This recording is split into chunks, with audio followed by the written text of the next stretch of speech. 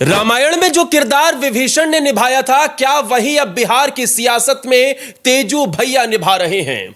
जैसे रावण की बर्बादी का कारण उसका भाई बना था, क्या तेजस्वी की पॉलिटिकल बर्बादी का कारण भी भाई बन जाएगा?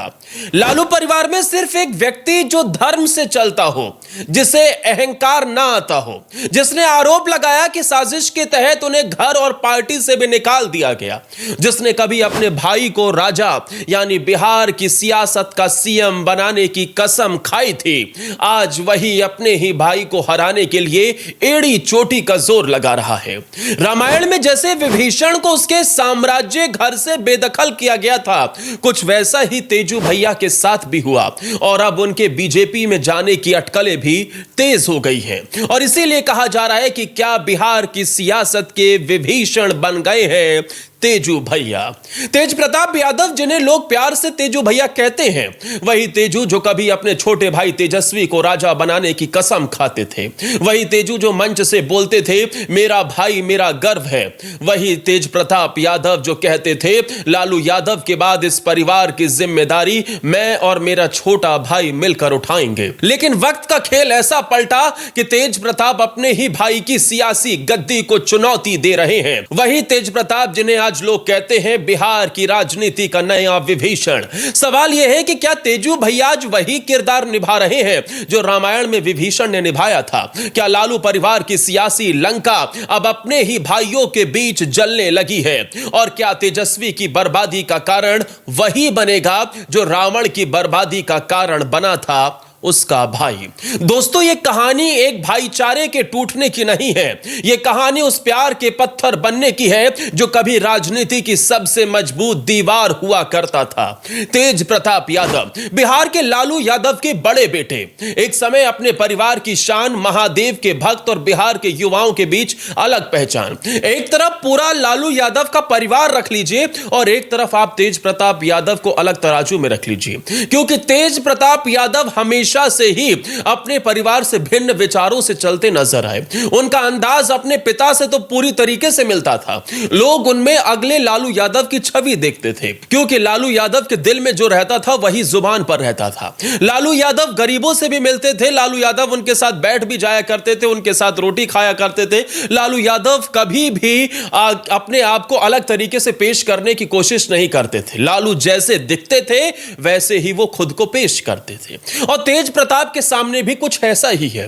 तेज प्रताप जैसे दिखते हैं वैसे ही वो रहते हैं, वैसे ही वो बोलते हैं और वैसे ही वो जनता के सामने जाते हैं। शायद यही कारण है कि एक वक्त बिहार में तेज प्रताप यादव को दूसरा लालू प्रसाद यादव कहा जाता था। लेकिन जब से तेजस्वी यादव और संजय यादव की दोस्ती परवान चढ़ी, बड़े भाई की भूमिका गिरती चली गई और आखिर में एक ऐसा कदम उठाया गया जिसने बिहार की सियासत को 2017 के अखिलेश यादव और मुलायम परिवार की कहानी को याद दिला दिया। लेकिन इस कहानी की शुरुआत होती है साल 2015 से, जब आरजेडी ने नीतीश कुमार के साथ सत्ता में वापसी की। तेज प्रताप के पास पहली बार मंत्री की कुर्सी थी, पर्यावरण मंत्री उन्हें बनाया गया। उसी वक्त मीडिया ने हेडलाइन दी थी लालू के बेटे में राजनीति का संस्कार है। तेज प्रताप ने अपने मंत्रालय में हवन करवाया, मंदिर सजवाए और अपने कार्यकाल में एक ही बात दोहराई, धर्म ही नीति है। लेकिन जब राजनीति में धर्म की जगह रणनीति ले लेती है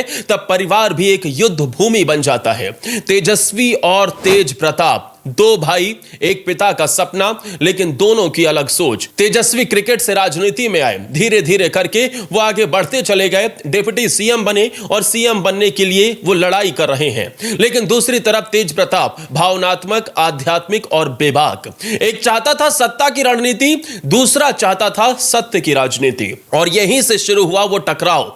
वक्त बीता, साल 2017 आया, लालू यादव जेल गए, आरजेडी की कमान तेजस्वी यादव को सौंप दी गई और यहां से तेज प्रताप को लगा कि उन्हें साइडलाइन किया जा रहा है। वही तेजू भैया जिसने मंच से कहा था कि मेरे भाई को राजा बनाओ, वही अब महसूस करने लगे थे कि साम्राज्य में उसके लिए कोई भी जगह नहीं बची है।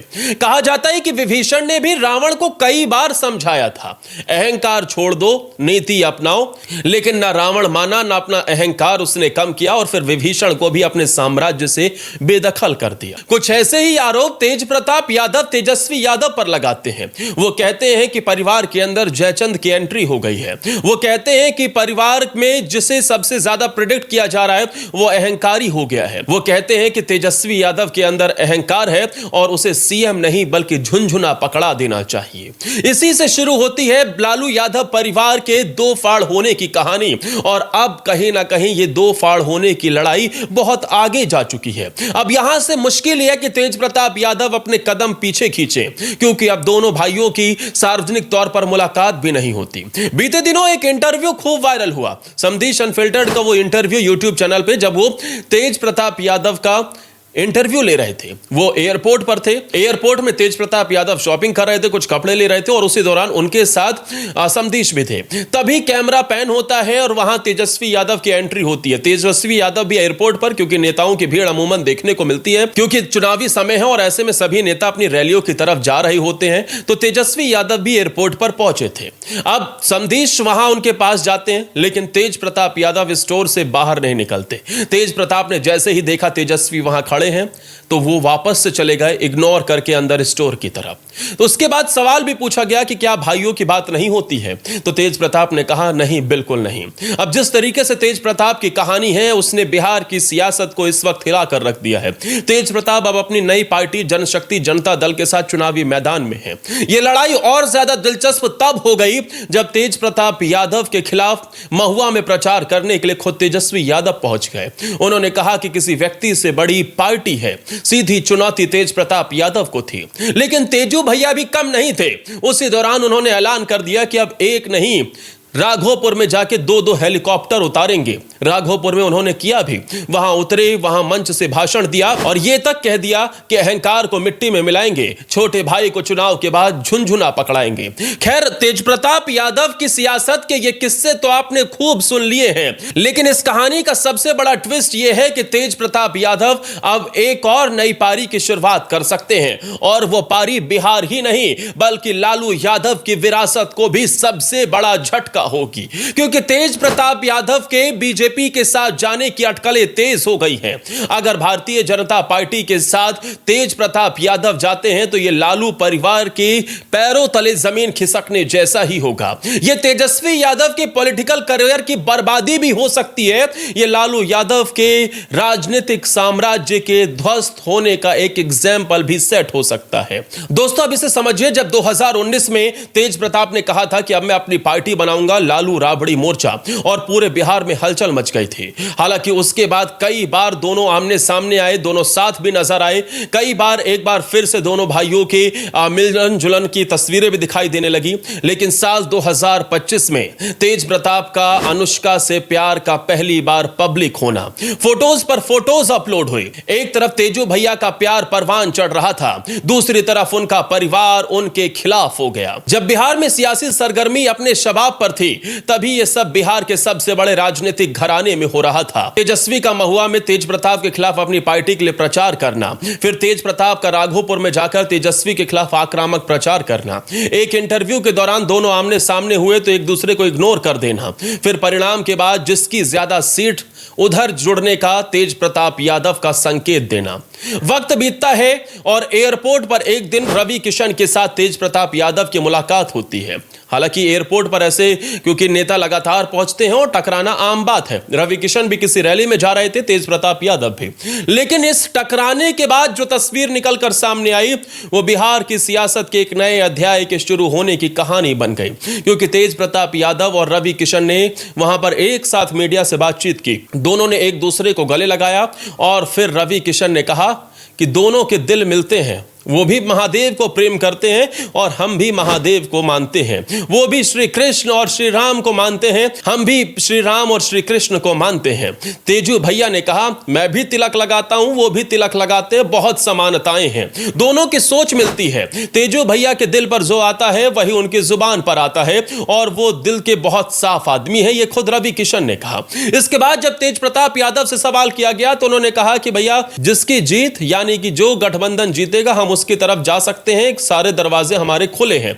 यानी कि एक बार फिर से ये क्लियर हो गया है कि तेज प्रताप यादव अब बीजेपी की तरफ अपना झुकाव बढ़ा रहे हैं। और अगर ऐसा हुआ तो ये बिहार की सियासत का सबसे बड़ा एक चैप्टर होगा, जिस चैप्टर की कहानी खुद तेज प्रताप यादव ने लिखी थी, और उस चैप्टर यानी कि उस किताब को बंद करने का काम भी तेज प्रताप यादव ही करेंगे। ये लालू परिवार के लिए दोस्तों किसी झटके से कम नहीं होगा अगर तेज प्रताप यादव चुनावी परिणाम के बाद बीजेपी के साथ मिलते हैं। अब किसकी जीत होगी ये तो पता नहीं, लेकिन तेज प्रताप यादव के एक प्यार की वजह से उन्हें पार्टी से बाहर करना, फिर उनका नई पार्टी बनाना, फिर भाई के खिलाफ भाई का प्रचार होना, बीच में इतनी ज्यादा दूरियां बढ़ जाना कि वो जब अपना नॉमिनेशन फाइल करने के लिए गए थे तेज प्रताप यादव, तो वो अपनी दादी की तस्वीर लेकर गए थे। एक तरफ छोटे बेटे के नामांकन में लालू राबड़ी पूरा परिवार था, दूसरी तरफ तेज प्रताप अकेले ही अपनी दादी की तस्वीर के साथ नामांकन करने पहुंचे थे। उन तस्वीरों को पूरे बिहार ने देखा था। तेज प्रताप को लेकर लोग जरूर ये सोचते हैं कि भाई जिंदा दिल आदमी है, सफेद दिल आदमी है, हमेशा जो जुबान पर रहता है वही दिल में रहता है। दूसरी तरफ लालू यादव के जंगल राज का दंश आज भी तेजस्वी को झेलना पड़ रहा है। अब चुनावी परिणाम बताएंगे कि ऊंट किस करवट ले रहा है, लेकिन तेज प्रताप यादव ने साफ कर दिया है कि वो बीजेपी में भी जाने को तैयार है। और अगर ऐसा हुआ तो बिहार की सियासत की सबसे बड़ी हेडलाइन होगी, क्योंकि तेजू भैया बिहार की सियासत के अगले विभीषण बन चुके होंगे।